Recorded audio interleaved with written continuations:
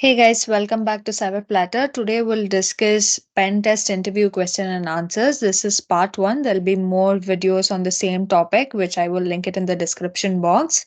And if you want to know about more cybersecurity topics or interview questions like on vulnerability management or SIM, EDR, networking, SOC, or scenario based questions, it's all in the playlist, which I will add it in the description box. So the first question is, what is pen testing and why is it important in cybersecurity? Pen testing is nothing but penetration testing. It is a cybersecurity practice that involves simulating cyber attacks on computer systems, networks, applications, or other IT assets to identify and address vulnerabilities before malicious hackers can exploit them. The primary goals of penetration testing are to assess the security posture of an organization's digital infrastructure, discover weaknesses or flaws in security defenses, and provide actionable recommendations for improving security. Now, let's see some of the key reasons why pen test is important in cybersecurity. First is that, like we mentioned, it helps in identifying vulnerabilities. Pen testing helps organizations discover vulnerabilities and weaknesses in their IT systems, software configurations, and policies. By identifying these weaknesses, organizations can take proactive steps to remediate them before cyber criminals can exploit them for malicious purposes. Next key reason is real world testing. Penetration tests simulate real world attack scenarios.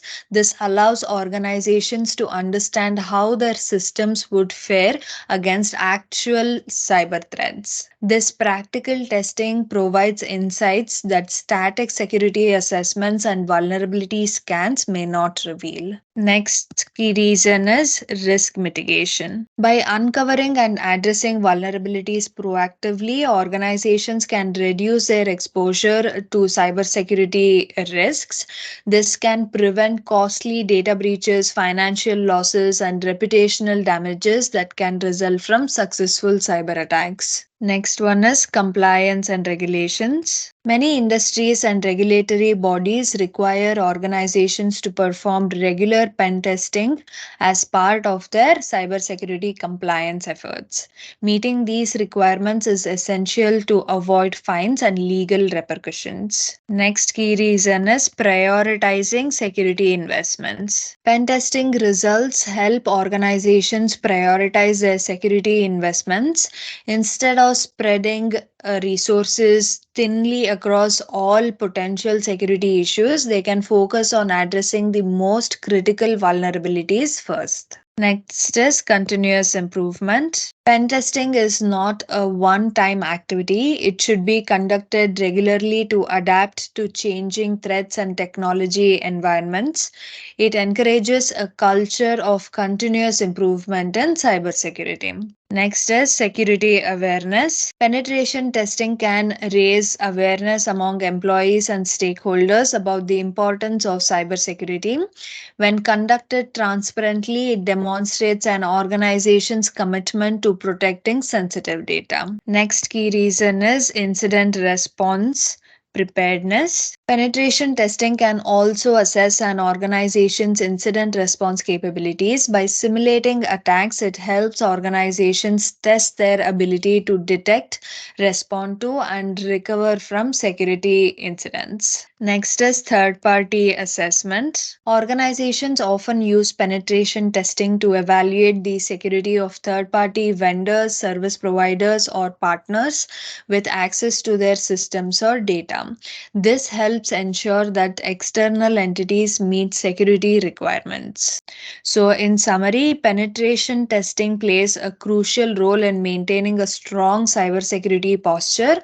It helps organizations proactively identify and mitigate vulnerabilities, improve security practices, comply with regulations, and ultimately reduce the risk of cyber attacks and data breaches. Let's move on to the next question now. What are the various phases of a typical pen test engagement? So, a typical pen testing engagement, right, consists of several well defined phases, each serving a specific purpose in the testing process. These phases help ensure a systematic and comprehensive assessment of an organization's cybersecurity defenses. Now, let's see those typical phases. First is pre-engagement phase. In this, there is first scope definition. Here we define the goals, objectives, and scope of the penetration test, determine what systems, networks, or applications will be tested and what should be off limits. And in the pre-engagement phase, we also have rules of engagement. Here we establish rules and guidelines for the testing, including what action testers can take,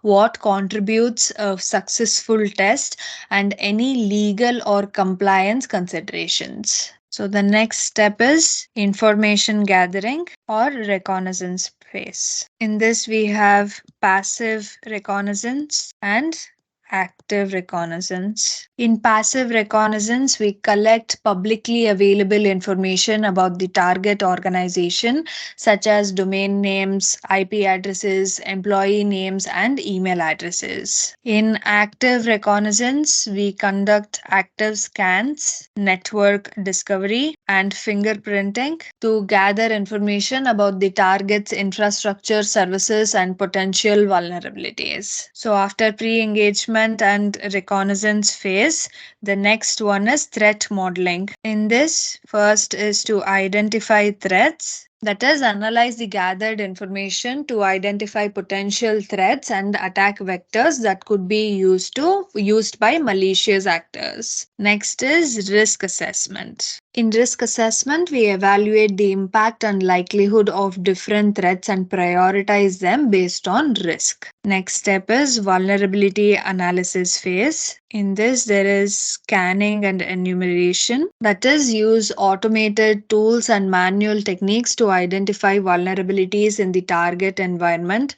including open ports, misconfigurations, and known software vulnerabilities. And then there is service identification. Here we enumerate services, protocols, and applications running on target systems. The next phase is exploitation phase. In this, we have exploiting vulnerabilities. That is, we attempt to exploit identified vulnerabilities to gain unauthorized access to systems or escalate privileges. Next is password cracking. If applicable, attempt to crack passwords or obtain valid credentials for further access. And then there is malware deployment. That is, in some cases, we deploy malware to maintain persistence and control over compromised systems. The next phase is post exploitation phase. Here, the first thing is maintaining access. So, after gaining initial access, establish persistent control over the compromised systems to simulate what an attacker might do.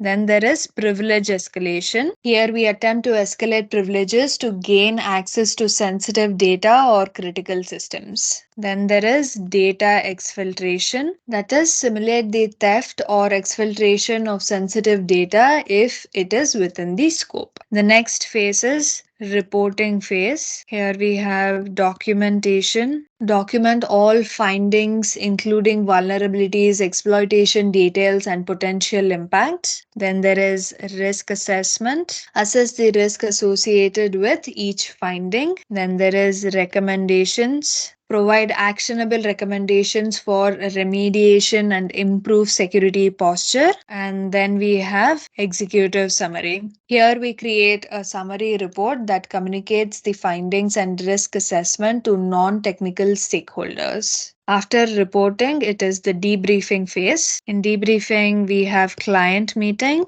That is to conduct a meeting with the client to review the findings, answer questions, and discuss remediation strategies. And then there is feedback. Gather feedback from the client about the testing process and the overall experience. After debriefing, there is post engagement phase. In this, there is remediation. Here, the client takes action to address and remediate the identified vulnerabilities and the weaknesses. Next is retesting. In some cases, a follow up test may be conducted to verify the remediation efforts have been effective. After post engagement, it is the documentation and closure. This is the final step. First thing here is the final report. This is to provide the client with a final detailed report that includes all findings, recommendations, and any actions taken during the engagement. And then there is archiving. That is to ensure that all documentation and records related to the engagement are securely archived for future references. So these are the normal phases.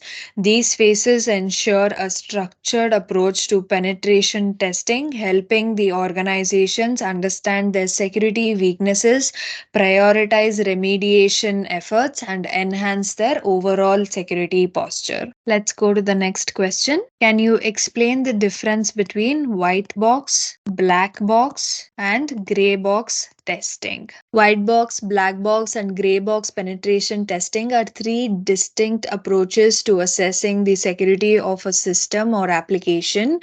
Each of these testing approaches have their own characteristics and methodologies. First, let's discuss white box testing. This is also known as clear box or glass box testing. This is an approach where the tester has full knowledge of the internal workings, architecture, and source code of the target system or application. White box testers typically have access to detailed design documents, source code, configuration files, and database schemas. Testers use this knowledge to perform a comprehensive assessment, identifying vulnerabilities, and conduct in depth analysis. Let's see some of the advantages of white box testing. It allows for a thorough examination of the system security controls, effective for identifying complex vulnerabilities and logic flaws. It facilitates precise testing and verification of security measures. Let's see the cons of white box testing now. It may not accurately simulate the perspective of an external attacker because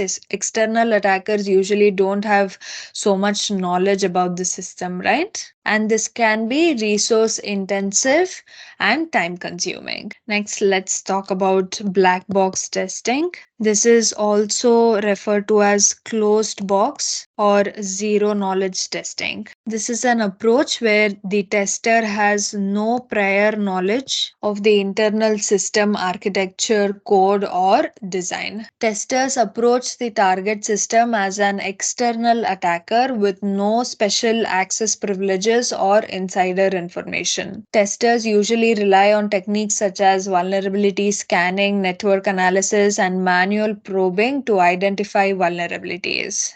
So the advantages of doing a black box testing are, first one is that it simulates real world attack scenario and external threats. It offers an objective assessment of how well the organization security measures protect against unknown attackers. Black box testing can be cost effective and less resource intensive. Now, let's see the disadvantages of black box testing. It may not discover complex or deeply embedded vulnerabilities. It can also provide limited insight into the root cause of vulnerabilities. Next testing approach is gray box penetration testing. This is a hybrid approach that combines elements of both white box and black box testing. Here, the testers have partial knowledge of the internal workings of the target system. That is, they may have some information about the system's architecture, user roles, or certain code components,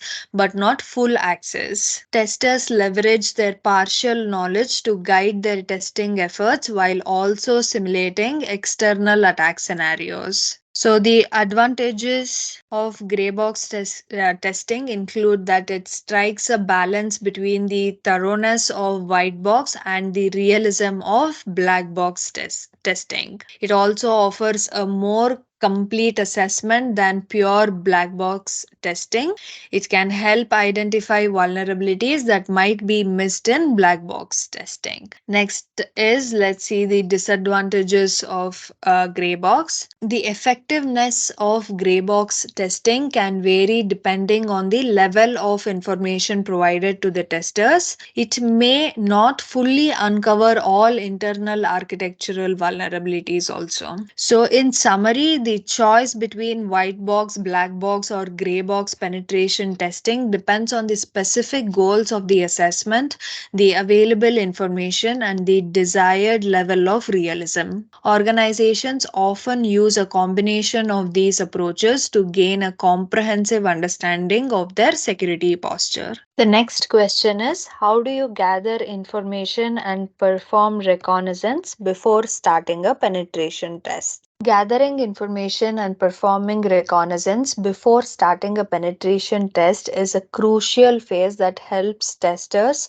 understand the target environment, identify potential attack vectors, and plan their testing strategy. Let's see some of the steps and techniques commonly used in this phase. First is define the scope. Clarify the goals and objectives of the penetration testing with the client. Determine the scope of the test, including which systems, networks, or applications are in scope and out of scope. Next is passive reconnaissance. That is, gather publicly available information about the target organization, also known as open source intelligence. This information can include domain names, subdomains, IP addresses, employee names, their job titles, email addresses, social media profiles, physical addresses, company affiliations. So you use search engines, social media, online directories, and other public resources to collect data. Next is active reconnaissance. Here you perform active scans and probing to discover additional information. Say, for example, DNS enumeration. That is, we enumerate DNS records to identify all associated domains and subdomains. Then there is network scanning. Use tools like Nmap to identify open ports and services running on target systems. Then there is banner grabbing. That is, to retrieve banners or service information from open ports to determine software versions. Then you can gather information about domain ownership and registration details using queries like whois. Then you can use specialized search engines like Shodan and Census. This is to discover exposed services and devices on the internet. Then there is footprinting, that is, explore the target's online presence, including social media profiles, job postings, and press releases. After active reconnaissance, there is document findings. That is, you need to keep detailed records of all information gathered during the reconnaissance phase. You can also organize the data into a structured format such as a reconnaissance report to facilitate analysis and planning. Next is to identify attack vectors. That is, based on the information gathered, start identifying potential attack vectors and vulnerabilities. Determine which systems or services might be more susceptible to exploitation. Next is map the attack surface. Create a map of the target's network, including the relationships between systems and services. Then identify potential entry points into the network. Next is to enumerate users and roles. If applicable, attempt to identify user accounts and their associated roles within the target systems. Look for information that may help with later stages of the penetration test, such as login pages and user directories. Next is threat modeling. Analyze the information collected and assess potential threats and risks. Prioritize the identified attack vectors based on their potential impact and likelihood. Next is client communication. Maintain clear and open communication with the client to share initial findings and discuss any changes or concerns. Next is legal and ethical considerations. Ensure that all reconnaissance activities comply with legal and ethical standards. You need to respect the boundaries defined in the rules of engagement. So, reconnaissance is an ongoing process which happens throughout the penetration testing engagement, and information may continue to be gathered and refined as the test progresses. This phase sets the foundation for the subsequent phases of the penetration test, such as vulnerability analysis and exploitation. Let's go to the next question. What is the difference between automated and manual pen test? First, let's talk about automated pen test. Automated penetration testing is tool driven, that is, it relies on specialized software tools and scripts to scan, test, and identify vulnerabilities in a target system. Automated tools can quickly scan large networks or applications, making them highly efficient for identifying common vulnerabilities such as missing patches or misconfigurations. Automation is well suited for repetitive tasks such as brute force password cracking, vulnerability scanning, and known vulnerability exploitation. Automated tools lack human intuition and the ability to understand the context of the target environment. They may generate false positives or miss certain vulnerabilities that require human judgment to identify. Tools provide good scalability. That is, automation is valuable for large scale assessments, allowing security teams to assess a wide range of assets simultaneously. Automated testing is often used for common use cases like routine vulnerability assessments, compliance checks, and continuous monitoring of security controls. Automated tools are effective at finding low hanging fruit, but they may struggle with complex logic based vulnerabilities and also with new or unknown threats. Now, let's talk about manual testing. Manual testing is human centric, that is, it relies on the expertise and creativity of skilled penetration testers called ethical hackers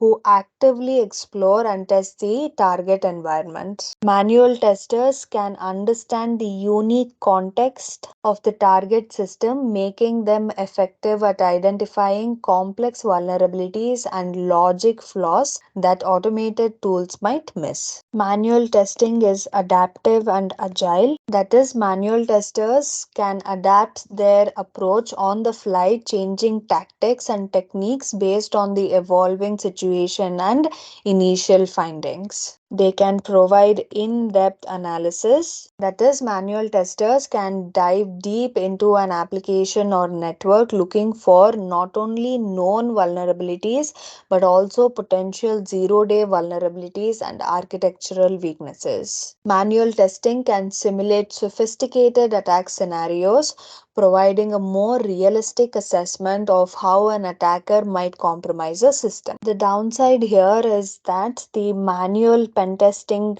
requires a high level of expertise, experience, and creativity on the part of the tester. They need to think like an attacker and leverage various tools and techniques. Manual testing is often more time consuming compared to automated testing as it involves a comprehensive analysis of the target environment. Manual penetration testing is typically used for critical systems, applications with high value data, and scenarios where a nuanced understanding of security is required. In practice, both automated and manual penetration testing have their roles in a comprehensive security strategy.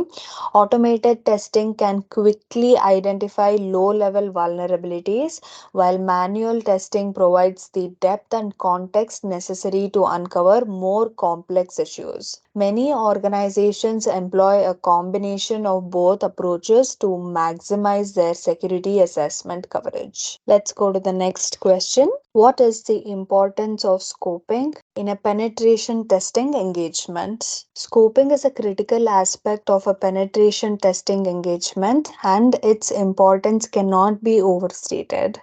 It plays a vital role in ensuring the success, effectiveness, and ethics of the assessment. Now, let's see why it is important. First is defining objectives and goals. Scoping helps in clearly defining the objectives and goals of the penetration testing engagement. It ensures that both the client and the penetration testing team have a shared understanding of what needs to be achieved. Next is legal and ethical boundaries. Scoping sets the legal and ethical boundaries of the test. It specifies what is within the scope and what is out of scope, ensuring that the testing activities remain lawful and ethical. Next is resource allocation. It helps allocate the necessary resources, including time, personnel, and budget for the penetration test. This ensures that the test can be conducted effectively and efficiently. Next is risk management. Scoping helps identify and manage potential risks associated with the testing. It allows organizations to assess the potential impact of the test on their systems and operations and take measures to mitigate those risks. Next is avoiding unintended consequences. By clearly identifying what is in scope and what is not, scoping helps prevent unintended consequences. It ensures that critical systems or services are not disrupted or damaged during the test. Next is focus on critical assets. Scoping enables organizations to focus their testing efforts on critical assets, applications, or systems.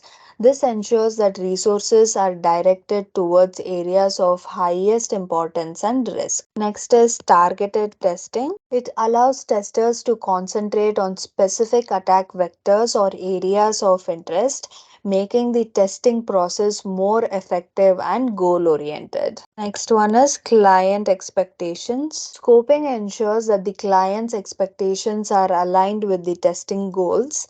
It helps avoid misunderstandings and ensure that the client receives actionable results. Next one, transparency. A well-defined scope fosters transparency between the client and the penetration testing team. This transparency is essential for building trust and effective collaboration. So, in summary, scoping is the foundation upon which a successful and responsible penetration testing engagement is built. It sets the stage for clear communication, legal compliance, risk management, and effective allocation of resources.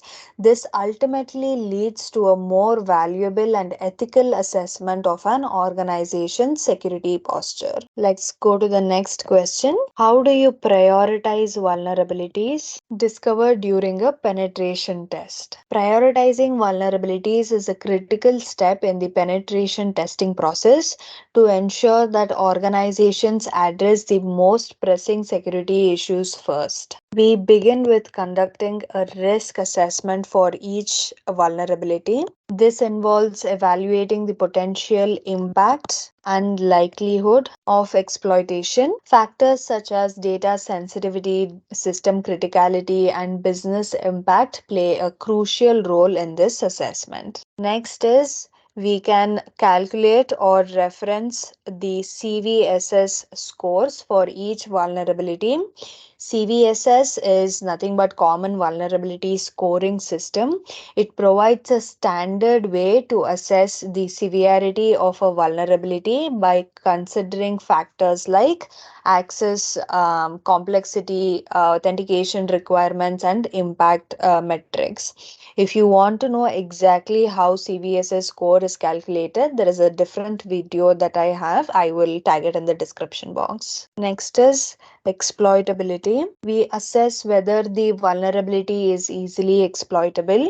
Vulnerabilities with known readily available exploits are often given higher priority as they pose an immediate and significant risk. Next is public exploits. We check for the existence of public exploits or proof of concept code related to the vulnerability. If such resources are available, it indicates a higher likelihood of exploitation by malicious actors, and this needs to be given more attention. Next is ease of remediation. We need to consider the ease and feasibility of remediating each vulnerability. Some vulnerabilities may require straightforward configuration changes, while others might demand more complex code updates or system reconfigurations. Next is vulnerability chain. We assess whether multiple vulnerabilities can be chained together to create a more significant security risk. Vulnerability chain can often escalate privileges or provide attackers with greater access. Next thing is patch availability. We need to determine whether patches or mitigations are available from the vendor or open source community. Vulnerabilities with available patches can typically be addressed more quickly. Next is business impact. We take into account the potential impact on business operations and reputation if a vulnerability were to be exploited. Critical systems or those that handle sensitive data are typically prioritized. Then there is regulatory and compliance requirements. We need to ensure that vulnerabilities related to regulatory or compliance requirements are given high priority, as failing to address these vulnerabilities may have legal and financial consequences. Next is prioritization framework. Depending on the organization's needs, we can either develop or adopt a prioritization framework that combines these factors into a clear and structured process. This framework provides guidance on which vulnerabilities should be addressed first. Next is communication. Effective communication is crucial. We need to make sure to communicate the prioritized list of vulnerabilities to relevant stakeholders, including IT teams, security teams, and management, to ensure alignment on remediation efforts. So, this approach allows organizations to systematically address vulnerabilities, reduce their exposure to cyber threats, and make informed decisions about where to allocate resources for remediation efforts. Let's go to the next question. What tools and techniques do you use for network discovery and enumeration? Network discovery and enumeration are critical steps in the reconnaissance phase of the penetration test. This helps us understand the target environment. Let's see some of the common tools and techniques that are used in this phase. First one is ping sweeps. We often start with a basic ping sweep using tools like ping or fping. This helps identify live hosts on the network by sending ICMP echo requests. Next is port scanners. We use port scanning tools like Nmap or masscan. This is to identify open ports and services running on the target systems. Nmap in particular offers a wide range of scanning techniques, including SYN, TCP Connect, and UDP scans. Next is banner grabbing. After identifying the open ports, we use tools like telnets, NC, or banner grabbing scripts to retrieve service banners. This provides information about the service and version running on a particular port. Next one is DNS enumeration. There are DNS enumeration tools like NSLOOKUP, DIG. These tools are used to help discover domain names, subdomains, and associated IP addresses. Then there is NetBIOS enumeration. For Windows environments, tools like NBTScan or Enumerate for Linux can enumerate NetBIOS information, including system names and shares. Next one is SNMP enumeration. SNMP stands for Simple Network Management Protocol. We have SNMP enumeration tools like SNMP Walk that can extract information about network devices and systems, including hardware details and configurations. Next is SMB enumeration. Tools like Enumerate for Linux and SMB client can be used to gather information about Windows shares, users, and groups. Next is HTTP enumeration. Web application enumeration involves tools like DERB, GoBuster, or Nitco to discover hidden directories, files, and potentially vulnerable web applications. Then there is LDAP enumeration. LDAP stands for Lightweight Directory Access Protocol. For environments that use LDAP, we can use tools like LDAP search to query directory information, including users and groups. Next, we have vulnerability scanners. Vulnerability scanning tools such as Nessus or OpenVAS can assist in network discovery by identifying open ports and services while also assessing the vulnerabilities associated with them. Then, custom scripts. Depending on the specific engagement, sometimes we might have to develop custom scripts or use existing scripts to automate certain aspects of network discovery and enumeration. Next is passive reconnaissance. Apart from all these tools, passive reconnaissance techniques involve gathering information from publicly available sources, like we mentioned before. This can, here we can use search engines, social media, public databases to collect data about the target organization's network and assets. It is important to note that the selection of tools and techniques depends on the specific engagement and the client's requirements. Additionally, the process must always be conducted within the defined scope and compliance with legal and ethical considerations. Let's go to the next question. Can you discuss the concept of attack surface in the context of penetration testing? Understanding the concept of attack surface is fundamental in penetration testing. The attack surface represents the sum total of all possible points of entry or interaction that an attacker could exploit to compromise a system, network, or application. It's essentially the collection of vulnerabilities, entry points, and attack vectors that can be targeted by malicious actors. Let's see that in more detail. First is entry points. The attack surface includes entry points where an attacker can interact with a system. These entry points can be physical, such as physical ports on a device, or virtual, like network services and APIs. Next is network services. Network services such as open ports and listening services are part of the attack surface. For example, if a web server is running on a particular port, that port is an entry point that can be attacked. Next is software and applications. Software and applications include items like operating systems, web applications, third-party software. Vulnerabilities in these software and applications can contribute to the attack surface. These vulnerabilities can include security misconfigurations, outdated software, and known vulnerabilities. Next is user interfaces. Any user interface or login page is a potential entry point.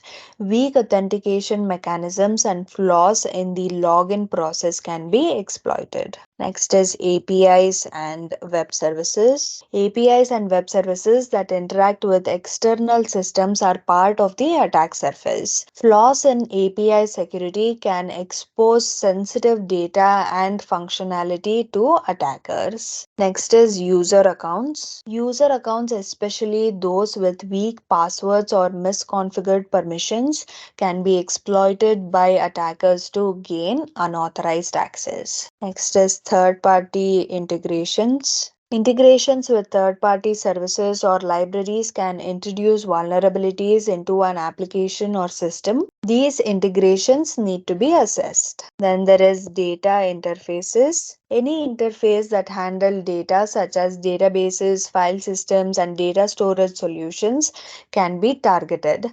Data breaches are a significant concern in this context. Then there is physical access. In some cases, physical access points such as USB ports or console connections are part of the attack surface. Physical security assessments may be necessary. Next is human factors. Social engineering techniques that manipulate individuals within an organization are also considered part of the attack surface.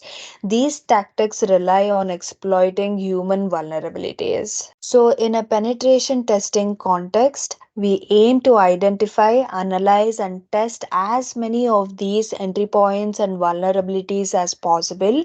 By doing so, we can provide an accurate assessment of an organization's security posture and help them understand where they are most vulnerable to attacks. The goal is to simulate real world attack scenarios and provide actionable recommendations for improving security. Moreover, a well defined attack surface helps in scoping the penetration test, ensuring that all relevant areas are covered and providing a clear understanding of what's in scope and what's out of scope for the engagement. It's an essential concept that guides the entire penetration testing process. Let's go to the next question. Explain the difference between a vulnerability assessment and a pen test. First, let's talk about the objective of both of these. Vulnerability assessment's objective is to identify, categorize, and prioritize vulnerabilities. Pentest actively simulates real world attacks by attempting to exploit vulnerabilities. So, in vulnerability testing, there is no exploitation. We are only identifying, categorizing, and prioritizing the vulnerabilities.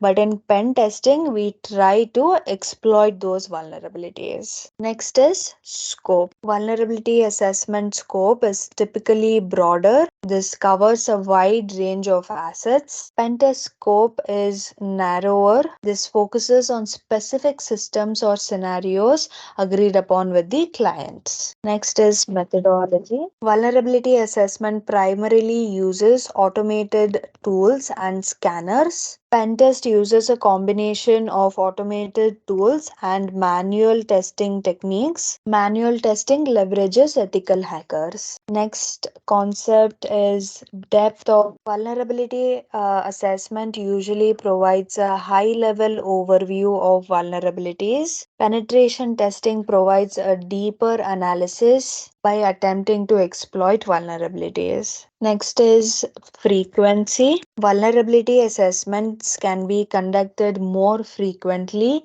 even regularly, to maintain an up to date understanding of security posture. Pen tests at the same time are typically conducted less frequently, often annually or as needed for specific purposes. Next aspect of comparison is reporting. Vulnerability assessment includes lists of vulnerabilities, security ratings, and recommendations for remediation. Pen tests include detailed information about exploited vulnerabilities, attack paths, and potential impacts. And it also provides actionable recommendations. So, in summary, vulnerability assessments focus on identifying vulnerabilities, providing a broad overview of security weaknesses. Penetration tests, on the other hand, simulate real world attacks, actively attempting to exploit vulnerabilities to assess their impact and the organization's ability to defend against them. Both assessments are valuable components of a comprehensive security strategy,